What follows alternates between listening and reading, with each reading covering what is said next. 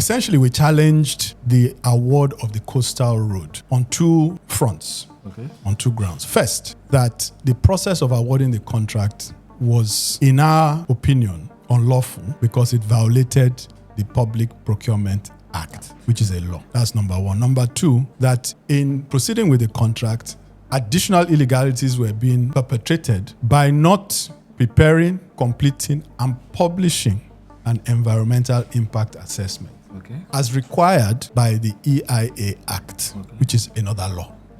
And so those were the two grounds on which we challenged. I should say, first and foremost, that this is not about whether one is for the coastal road or against the coastal road. That there are no benefits to be derived from the coastal road. I'm sure there are benefits. Whether the benefits outweigh the cost is another debate for another day.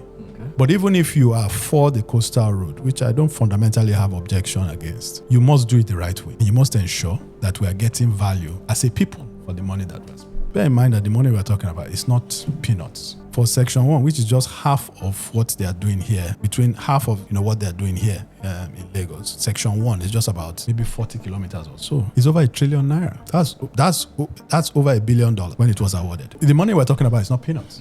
Development on behalf of the people. If you go to the heart of the problem as to why our resources have not produced development, you will see that at the heart of it is the process by which projects are undertaken, the way by which contracts are awarded, the competitive nature, the due diligence, the good faith in the award of those contracts. If government were awarding contracts throughout all these years in the way in which you would have awarded contracts for the business that you are running, this country's outcomes would have been dramatically. And so this is the primary purpose for us challenging this. Because we believe that, look, it's not often that you see a very large project like this, that a lot of the facts are in the public domain. If you ask 9 out of 10 people, they will tell you that there was no competitive bidding on that project.